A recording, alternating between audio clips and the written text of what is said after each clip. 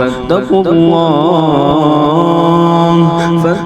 الله وأطيعون ولا تطيعوا أمر المسرفين الذين يفسدون في الأرض ولا يصلحون. قالوا إنما أنت من المسحرين ما أنت إلا بشر مثلنا فأت بآية إن كنت من الصادقين.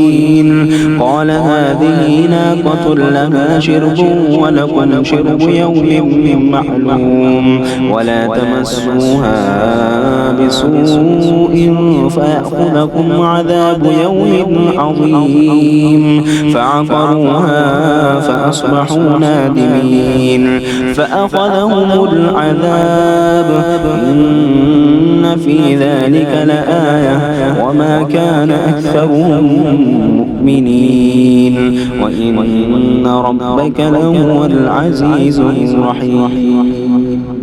الله أكبر.